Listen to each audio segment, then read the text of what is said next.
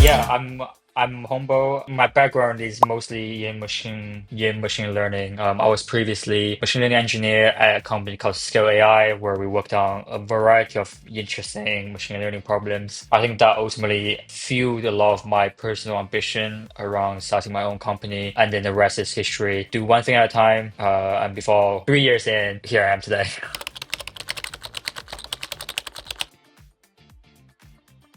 Yeah, so I think to answer the question in a slightly different way, I think there was certainly personal motivation from my side, at least. What I mean by that is like I think its scale is almost like the cookie cutter in terms of Silicon Valley AI companies. Its CEO is MIT dropout. They went through YC. They quickly exploded within a very few years. They touched a lot of things that's quite sexy, including autonomous vehicles as well as later on large language models. A huge part of my personal motivation was just to, from that experience at scale, to come to the conclusion that this is such an exciting journey where I want to have my own rather than just being a part of everyone else's journey. I think most likely you'll probably see a pattern there. I think a lot of X-Scale employees then go on to find their own company, which I think says a lot about the culture Alex cultivated at scale. But kind of changing gear a little bit and talking about some of the technical aspects.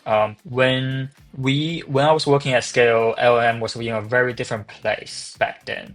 At the time, Transformer was an upcoming technology rather than a dominating a neural architecture. And one of the things that we had to do as machine learning engineers is to almost kind of fine tune, develop specific models for very specific applications. To give you some example, name entity recognition was a different task.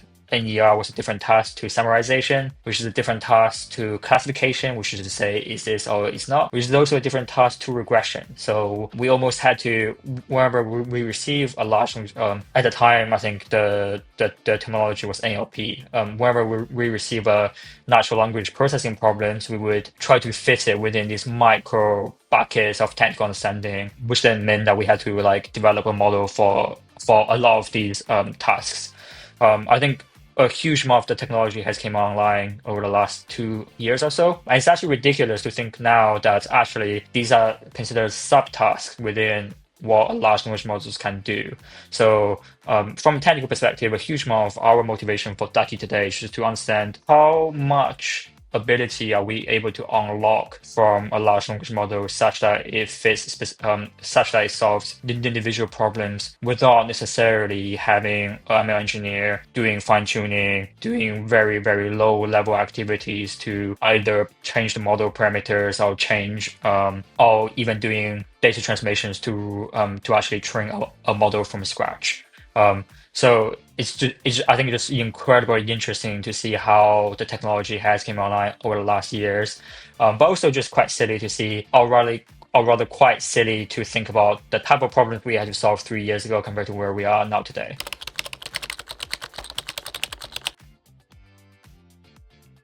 Um, Do not underestimate the value of interpersonal relationships and networking within the professional context, especially coming from my background, where majority of the problems I've tackled within the first 25 years of my career were either very close scoped problems that can be easily defined by mathematics, or engineering problems or technical problems that is easy to solve within a box. When it comes on to the much more comprehensive and complete role of being a founder and CEO, I wish that I kind of learned the value of networking much earlier. I often say this, which is running a machine learning company is 90% about running a company and 10% about machine learning. So the advice I would give to my earlier self is try to be more of a complete human being. And I think that for me was to not underestimate how much value there is in people.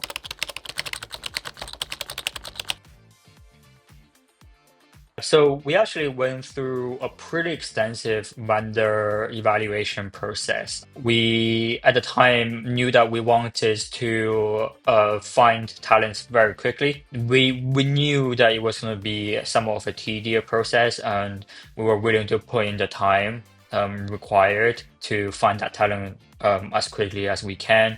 We actually went through a very extensive vendor evaluation process and looked at, I think, 5 to 6 other vendors at the same time. I think ultimately, Revelo just really shined across the batch that we looked at. And I wouldn't say it's necessarily one thing. I think it was doing 80% of the things or doing everything better by about 10% or so. Revelo was more responsive, more communicative, more quickly when it comes down to providing us the talents that and providing us the candidates we needed, much more hands-on with the process and giving us more of a guidance as to how to look for, when to look for, what are the things within our process, what are the things they've already taken care of for taken care of for us.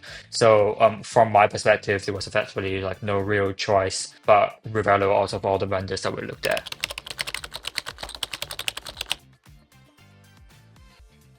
Yeah, so I think for us is primarily in the form of product velocity. So I think the counterfactual here is what if we didn't make those critical hires? What if we spent much, much longer? What was very valuable for us was a trade-off between quality of the candidates, but also just the speed of which we can close these candidates. False positives in the form of mishire is obviously very costly. Not only is that time wasted, but also it's very damaging to team morale, especially within a small team. And I think with Revelo, we were able to balance that pretty well, where we're not spending 12 weeks evaluating a candidate because Revelo has already done some evaluation for us. But at the same time, we were able to get really high quality candidates through the same pipeline, which gives us that optimal candidate onboarding, then ramping them up to actually to be fully productive, which ultimately gives us that product development velocity that we were looking for.